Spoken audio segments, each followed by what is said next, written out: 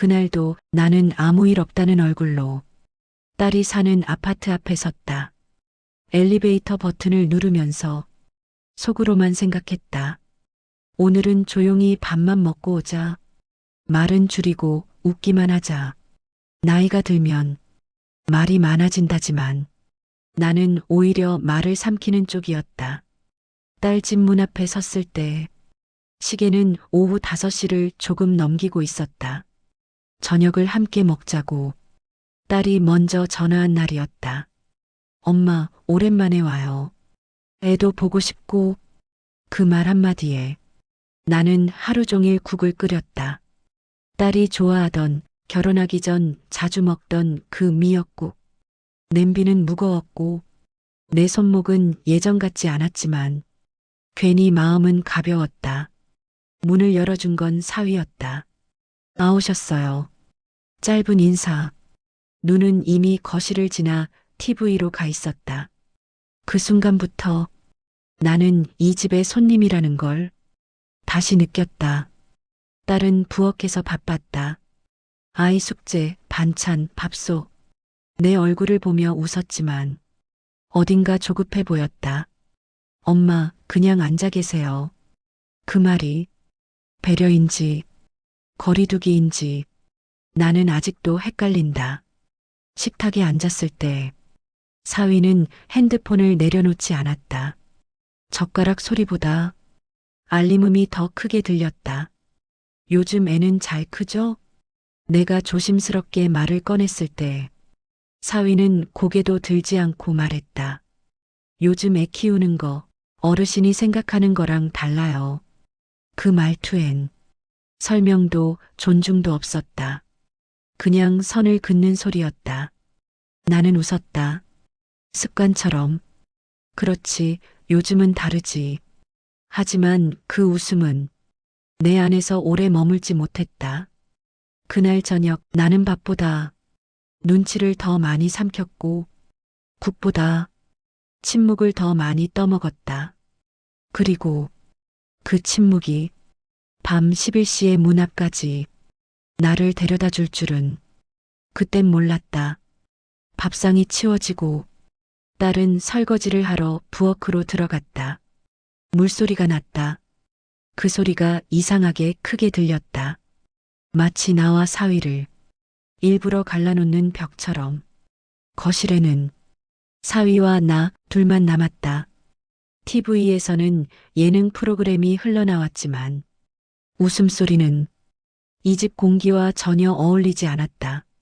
사위는 소파에 기대 앉아 다리를 꼬고 리모컨을 돌렸다. 나는 가방에서 미역국이 남은 통을 꺼냈다. 이거 너무 많이 끓여서 조금 남았네. 그 말에 사위의 손이 멈췄다. 그는 나를 보더니 웃지도 찡그리지도 않은 얼굴로 말했다. 어머니, 그 한마디가 이상하게 무거웠다. 다음부터는 미리 말씀 좀 주세요. 나는 고개를 들었다. 뭘? 이렇게 갑자기 오시면 솔직히 좀 불편해요. 순간 귀가 멍해졌다. 갑자기 온 것도 아니었다. 딸이 먼저 부르지 않았나. 그런데도 사위의 말은 이미 결론이 나 있는 것처럼 단정했다. 애도 있고 저도 퇴근하면 피곤한데 집이 쉬는 공간이잖아요. 그는 끝까지 목소리를 낮췄다. 그래서 더 날카로웠다. 나는 아무 말도 못했다. 나이가 들면 말이 느려진다. 대답을 찾는 동안 상대의 말은 이미 다음 칼을 꺼낸다. 그리고 이런 음식도요. 그는 미역국통을 슬쩍 밀어냈다. 저희는 밖에서 사 먹는 게 더 편해요. 그 말에 가슴이 철렁 내려앉았다. 그 미역국은 아침부터 내 손목을 붙잡고 있던 시간이었고 딸이 어릴 때 아프면 꼭 먹던 맛이었는데 그에겐 그저 불편한 물건이었다. 그때 부엌에서 딸이 나왔다. 무슨 얘기해? 사위는 바로 웃었다. 아니야, 그냥 다음부터는 미리 연락만 주시면 좋겠다고. 딸은 나를 봤다. 사위를 봤다. 그리고 아무 말도 하지 않았다. 그 침묵이 사위의 말보다 더 아팠다. 나는 그제야 알았다. 이 집에서 나는 보호받는 사람이 아니라 조심해야 하는 사람이구나. 시계를 봤다. 밤 9시를 조금 넘기고 있었다. 이제 가봐야겠다. 딸은 놀란 얼굴로 말했다. 엄마, 왜 벌써 가? 나는 웃었다. 이번엔 정말 힘든 웃음이었다. 내일 병원도 있고 늦으면 힘들어. 사위는 일어나지도 않았다. 조심히 가세요. 그 말엔 붙잡음도 미안함도 없었다. 문을 나서면서 나는 현관 거울에 비친 내 얼굴을 봤다. 언제 이렇게 작아졌을까? 엘리베이터 문이 닫히는 순간 내 마음도 같이 닫혔다. 하지만 그날 밤 나는 아직 몰랐다. 이 침묵이 곧 나의 복수가 될 거라는 걸. 집을 나선 지 30분쯤 지났을까? 버스 창밖으로 가로등이 하나둘 스쳐 지나갔다. 나는 창에 비친 내 얼굴을 가만히 들여다봤다. 말하지 못한 말들이 눈가에 고여 있었다. 그날 밤은 쉽게 잠들지 못했다. 새벽 2시가 넘어서야 눈을 붙였는데 꿈속에서도 식탁에 앉아 있었다. 젓가락을 들면 사위의 시선이 날카롭게 꽂혔고 딸은 계속 고개를 숙이고 있었다. 아침이 되었을 때 전화벨이 울렸다. 딸이었다. 엄마, 어제 좀 서운했지? 나는 잠시 말이 막혔다. 서운한 게 아니라 비어 있었다. 속이 텅 빈 느낌. 아니야. 나는 그렇게 말했다. 거짓말이 습관이 된 나이였다. 딸은 조심스럽게 말을 이었다. 사위도 말이 좀 직설적이라 그래. 아기는 없어. 아기가 없다는 말은 언제나 상처를 지운 뒤에 나온다. 며칠 뒤 다시 딸 집에 가게 됐다. 이번엔 아이 생일이었다. 이번만은 웃고 오자. 나는 다짐했다. 식탁은 화려했다. 배달 음식, 케이크, 치킨. 내가 끓여온 국은 아예 자리가 없었다. 사위는 자기 부모 얘기를 꺼냈다. 저희 어머니는요, 절대 이런 거 안 하세요. 그 말이 어디를 향한 건지 모를 리 없었다. 각자 사는 방식이 있는 거지. 내가 조심히 말했을 때 사위는 바로 잘랐다. 요즘은 간섭이 제일 문제예요. 딸은 웃으며 케이크를 자르고 있었다. 칼이 접시를 긁는 소리가 유난히 크게 들렸다. 아이의 생일이었지만 그 자리는 전쟁터였다. 나는 밥을 남겼다. 사위는 그걸 보고 작게 혀를 찼다. 입맛에 안 맞으시면 억지로 안 드셔도 돼요. 그 말에 손이 떨렸다. 나는 천천히 물컵을 내려놓았다. 그리고 마음속으로 처음 생각했다. 이 집에서 내 자리는 없다. 집에 돌아오는 길 밤 공기가 차가웠다. 시계를 보니 10일씨였다. 집 문을 열고 들어와 불도 켜지 않은 채 소파에 앉았다. 그때 서랍 속에서 오래된 수첩 하나가 눈에 들어왔다. 남편이 살아있을 때 함께 적던 수첩. 그 안에는 이 집의 비밀도 내 이름으로 된 것들도 아직 그대로 남아 있었다. 나는 그 수첩을 천천히 펼쳤다. 그리고 아주 작은 목소리로 혼잣말을 했다. 그래, 이제는 내가 조용히 움직일 차례구나. 며칠 동안 딸에게서 연락이 없었다. 예전 같으면 하루 이틀만 지나도 아이 사진이 왔을 텐데 이번엔 아무 소식도 없었다. 나는 먼저 전화하지 않았다. 괜히 전화했다가 또 미안해질까봐, 또 참고 말게 될까봐. 사흘째 되던 날, 딸에게서 문자가 왔다. 엄마, 주말에 시간 돼? 나는 한참을 휴대폰만 바라보다가 짧게 답했다. 응. 토요일 오후 딸은 혼자 왔다. 사위는 오지 않았다. 그 사실만으로도 이미 대답은 끝난 것 같았다. 딸은 집에 들어오자마자 주방에 서서 물을 마셨다. 어릴 때부터 긴장하면 꼭 그러던 습관이었다. 엄마, 딸은 말을 꺼냈다가 다시 삼켰다. 나는 아무 말도 하지 않았다. 그 침묵이 딸을 더 불안하게 만들었다.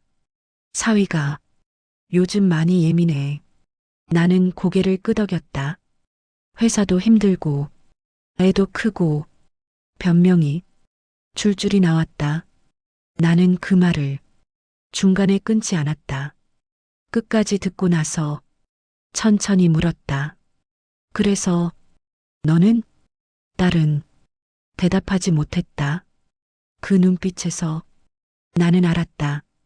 딸은 사위 편도 내 편도 아니었다. 그냥 아무 편도 들지 않음으로써 상황이 지나가길 기다리고 있었다. 엄마가 좀 이해해주면 안 될까? 그 말에 가슴이 쿵 내려앉았다. 이해하라는 말은 늘 강한 사람이 약한 사람에게 하는 부탁이었다. 나는 한참을 생각하다가 말했다. 그래. 그 한마디에 딸의 어깨가 눈에 띄게 내려갔다. 근데 내가 말을 이었다. 딸이 나를 봤다. 앞으로는 내가 먼저 가지 않을게. 딸의 눈이 흔들렸다. 엄마, 내가 부르면 가고 부르지 않으면 안 갈게. 그 말은 서운함이 아니라 결정이었다. 딸은 울지 않았다. 그게 더 슬펐다. 돌아가는 딸의 뒷모습을 보며 나는 처음으로 깨달았다. 자식은 부모를 사랑하지 않아서가 아니라 지킬 힘이 없어서 침묵할 수 있다는 걸. 그날 밤 나는 수첩을 다시 꺼냈다. 그리고 조용히 한 줄을 적었다. 관계는 기다리는 사람이 아니라 선택하는 사람이 남는다. 그날은 비가 왔다.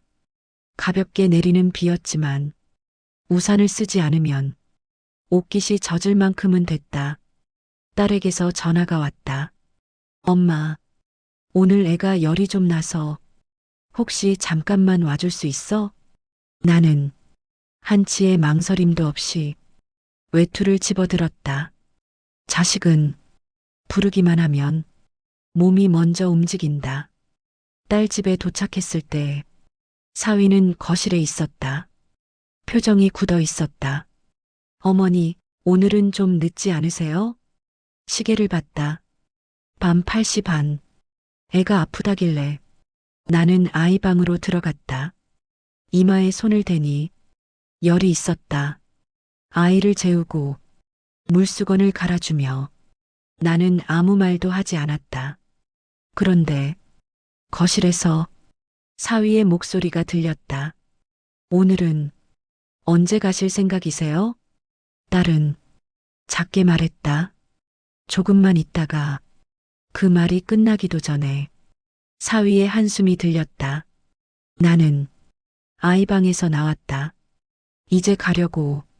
그 말은 스스로를 위한 말이었다. 현관에서 신발을 신는데 사위가 말했다. 어머니, 이런 말씀드려서 죄송한데요. 나는 말없이 고개를 들었다. 시간이 너무 늦으면 저희도 불편합니다. 시계를 봤다. 밤 10시 40분. 나는 아무 말도 하지 않았다. 딸이 내 팔을 붙잡았다. 엄마, 조금만 더 있다가 가. 그 손길이 오히려 나를 더 부끄럽게 만들었다. 괜찮아. 나는 손을 조용히 뺐다. 문을 열고 나왔을 때 복도 불이 꺼져 있었다. 엘리베이터 안에서 내 모습이 희미하게 비쳤다.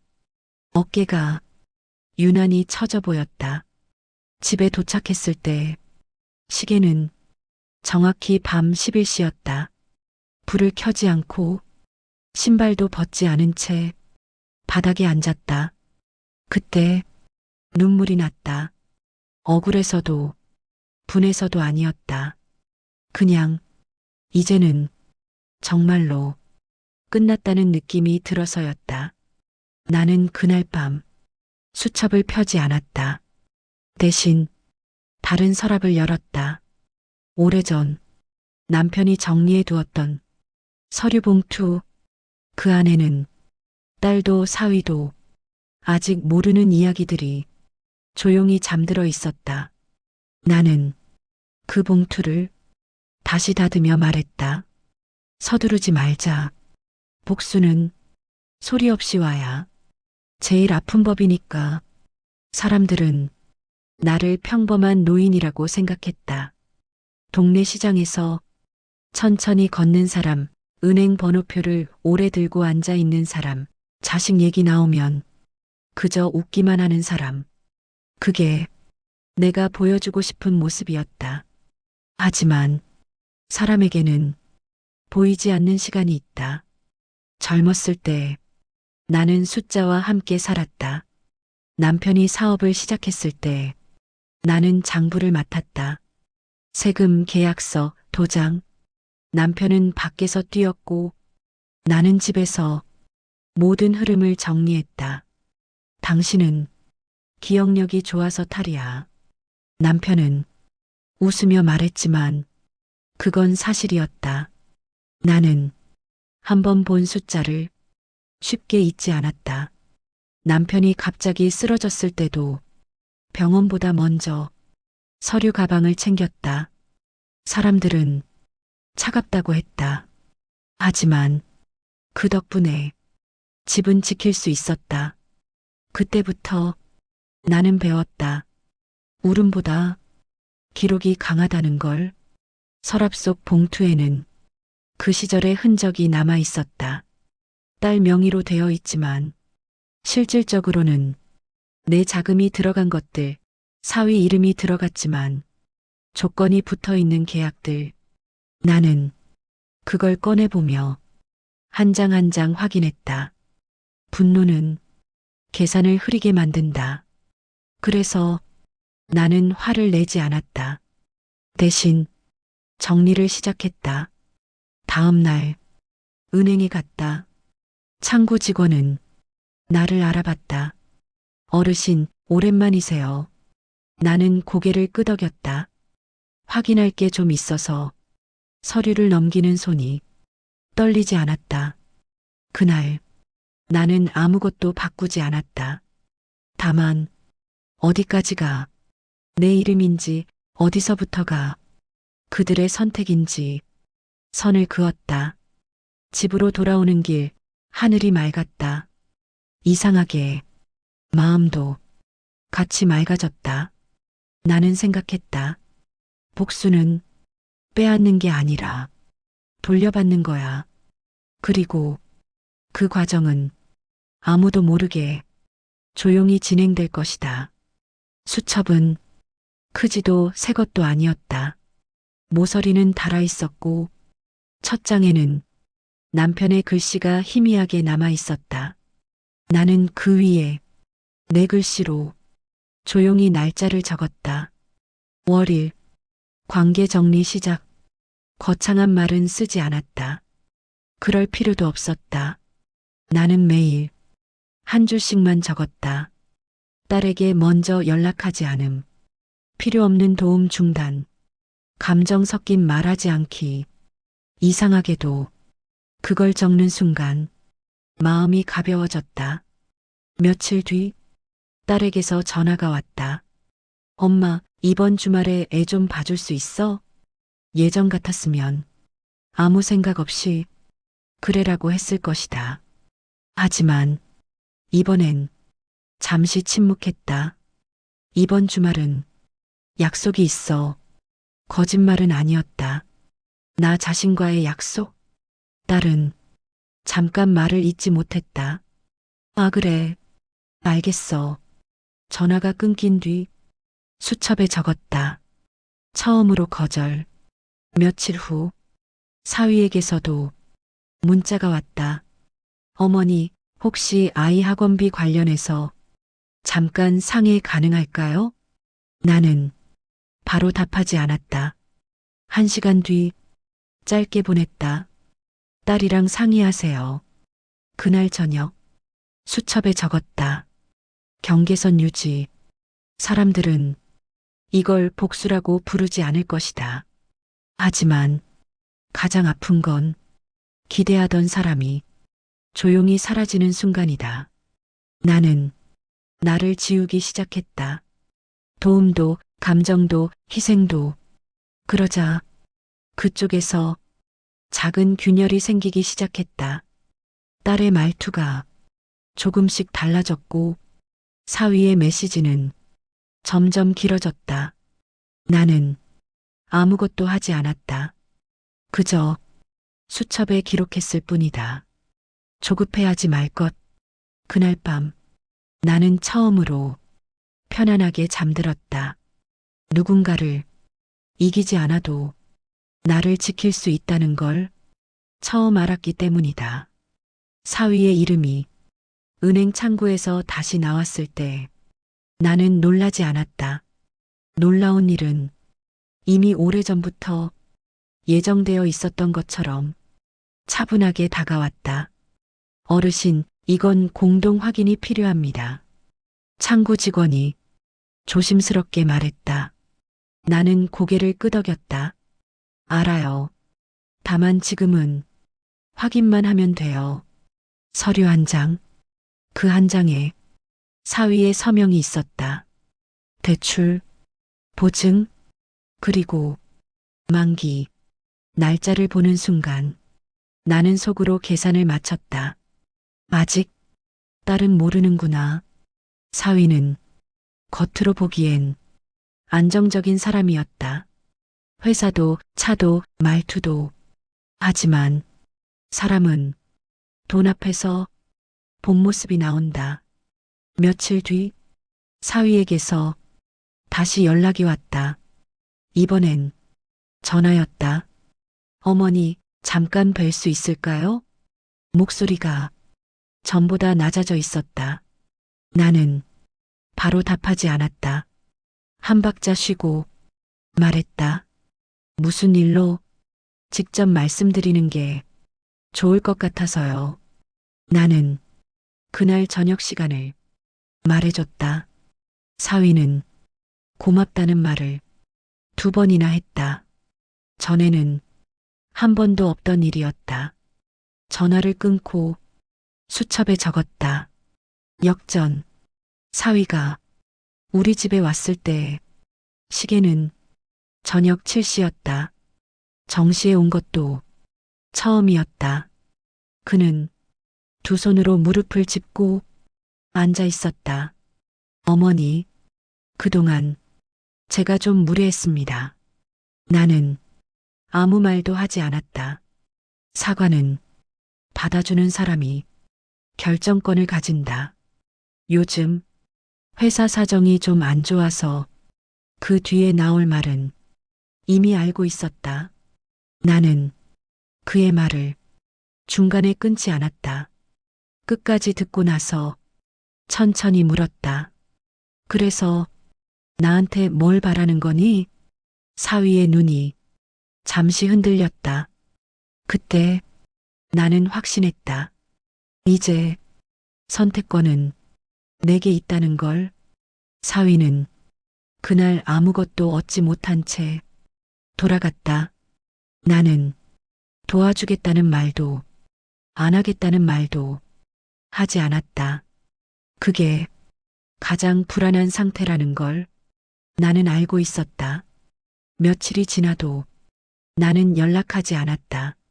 그 사이 딸에게서 전화가 왔다. 엄마, 요즘 왜 이렇게 연락이 없어? 나는 평소처럼 말했다. 별일 없어? 사위가 엄마한테 다녀왔다던데. 나는 잠시 침묵했다. 응, 딸은 그 이상 묻지 않았다. 그 침묵 속에 이미 답이 들어 있었다. 사위는 점점 더 자주 연락을 해왔다. 문자, 전화, 간접적인 부탁. 나는 항상 같은 태도였다. 생각해 볼게. 기다림은 사람을 무너뜨린다. 무엇보다 기다리게 만드는 사람에게 권력이 생긴다. 나는 매일 수첩에 적었다. 오늘도 아무것도 하지 않음. 이상하게도 그게 가장 어려운 일이었다. 도와주고 싶어지는 마음, 딸이 힘들까봐 걱정되는 마음. 하지만 나는 버텼다. 어느 날 밤 사위에게서 장문의 문자가 왔다. 어머니, 솔직히 말씀드리겠습니다. 그 문장을 보는 순간 나는 웃었다. 솔직함은 막다른 골목에서만 나온다. 나는 다음날 아침에야 짧게 답했다. 그래, 그 한 글자가 그를 더 조급하게 만들 거라는 걸 나는 알고 있었다. 딸은 예고 없이 찾아왔다. 토요일 오전 초인종 소리가 조금 급했다. 문을 열자 딸의 얼굴은 창백해 보였다. 엄마, 우리 좀 얘기해야 할 것 같아. 나는 아무 말 없이 식탁 의자를 당겼다. 딸은 앉자마자 말했다. 사위가 요즘 잠도 제대로 못 자. 나는 컵에 물을 따랐다. 그래서 딸은 내 얼굴을 똑바로 보지 못했다. 은행에서 연락이 왔어. 그 말에 나는 물컵을 내려놓았다. 그래. 딸의 눈이 커졌다. 알고 있었어? 나는 고개를 끄덕였다. 꽤 오래. 딸은 입술을 깨물었다. 왜? 나한테 말 안 했어? 나는 잠시 생각하다가 조용히 말했다. 내가 묻지 않았잖아. 그 말은 책임을 돌리는 말이 아니었다. 그저 사실이었다. 딸은 두 손으로 얼굴을 가렸다. 엄마, 나 그동안 그 뒤의 말은 울음으로 이어졌다. 나는 딸의 어깨를 토닥이지 않았다. 이번엔 딸이 스스로 서 있어야 했다. 한참이 지나 딸이 말했다. 사위가 엄마한테 무례했던 거 알아? 그 말에 나는 고개를 들었다. 이제야 알겠어. 딸은 처음으로 이해해달라가 아니라 미안하다고 말했다. 그 한마디가 긴 시간을 건너왔다. 엄마, 그래도 도와줄 수 있어? 나는 딸을 바라봤다. 그 눈에는 부탁과 두려움과 어른이 되려는 마음이 섞여 있었다. 도와줄게. 딸의 얼굴이 밝아졌다. 나는 말을 이었다. 하지만 조건이 있어. 그 순간 딸은 알았다. 이제 엄마는 참기만 하는 사람이 아니라는 걸. 딸은 내 말을 끊지 않았다. 조건은 어렵지 않아. 나는 차분하게 말했다. 앞으로 모든 일은 나한테 직접 말하지 말고 내가 먼저 와. 딸은 고개를 끄덕였다. 그리고 나는 잠시 숨을 골랐다. 이 집에 오는 건 내가 필요할 때만 할게. 그 말의 의미를 딸은 바로 이해했다. 엄마가 부르면 오는 거지. 그래. 그날 저녁 사위가 왔다. 이번엔 딸과 함께였다. 사위의 얼굴은 전에 보던 얼굴이 아니었다. 말을 고르느라 턱에 힘이 들어가 있었다. 어머니, 나는 고개를 끄덕였다. 앉아. 그 말이 명령처럼 들렸는지 사위는 바로 앉았다. 내가 내 사정을 모르는 줄 알았니? 나는 천천히 말했다. 사위는 고개를 숙였다. 죄송합니다. 그 말이 처음으로 진짜처럼 들렸다. 미안한 게 뭔지 알고 있니? 사위는 잠시 망설이다가 말했다. 어머니를 불편한 사람으로 만든 거요. 나는 그 대답을 기억해 두었다. 그래. 나는 딸을 바라봤다. 너도 같이 들으렴. 그리고 사위에게 말했다. 돈은 빌려줄 수 있어. 사위의 눈이 번쩍였다. 하지만 내가 정한 방식으로. 사위는 그 순간 선택권이 없다는 걸 알았다. 고개를 깊이 숙였다. 알겠습니다. 그날 사위는 집을 나서며 처음으로 말했다. 조심히 들어가세요, 어머니. 그 말은 예전과 달랐다. 두려움이 섞여 있었다. 나는 그걸 원하지 않았다. 하지만 그게 관계의 출발점이라는 건 알고 있었다.